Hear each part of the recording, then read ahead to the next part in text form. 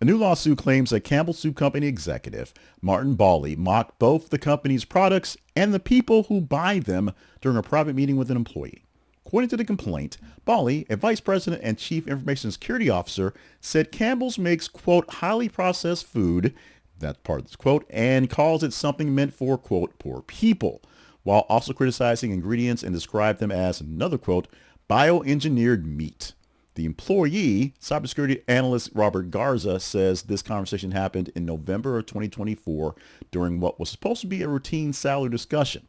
The suit, which was filed in Michigan, argues that the comments show deep disrespect for Campbell's core customers and the quality of its food.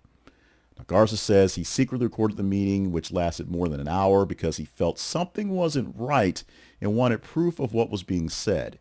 In that recording, Bally allegedly went on a profanity-laden rant, insulting customers as poor people, that part we talked about, also trashing the soup as unhealthy and complaining about the bioengineered ingredients like lab-grown or 3D printed meat.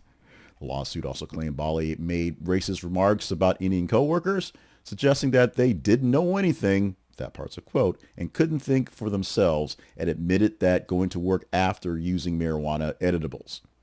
That's not a quote. That's part of what he said. Well, I guess it's a quote. Michigan is one-party consent state, so Garza was legally allowed to record the conversation without Bally's knowledge, according to local legal experts. Now, after the meeting, Garza said he waited several weeks, then reported Bally's comments to his direct supervisors, this happening in January of 2025. He focused on especially the racist language and the insults aimed at customers. Lawsuit states his boss did not push him to go to human resources, and no one from HR followed up with him about the report. Instead, Garza claims he was abruptly fired later that month, despite having no previous disciplinary actions on his record. He's also suing Campbell Soup in Wayne County Circuit Court for wrongful termination, retaliation, and a hostile work environment, saying he lost his job because he tried to stand up for coworkers and consumers. Campbell Soup Company has strongly pushed back on the most damaging parts of the story, while still calling the alleged comments unacceptable, their words.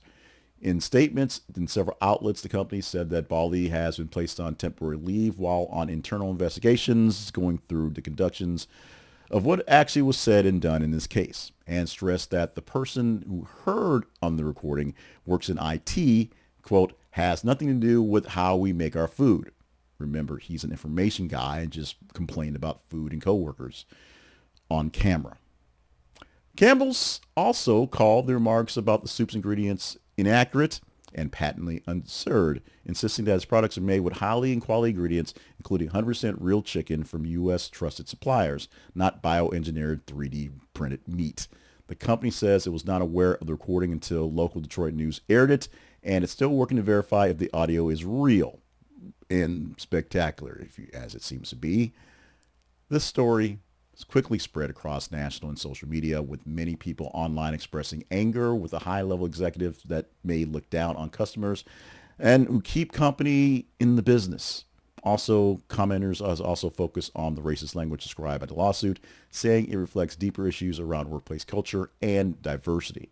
At the same time, some business analysts point out that these are still allegations and that the recording, the company investigation, and court proceedings will all matter in deciding what really happened. The controversy comes as Florida's Attorney General says a state consumer protection division is reviewing the quality of Campbell's products anyway, adding another layer to scrutiny to the well-known soup brand.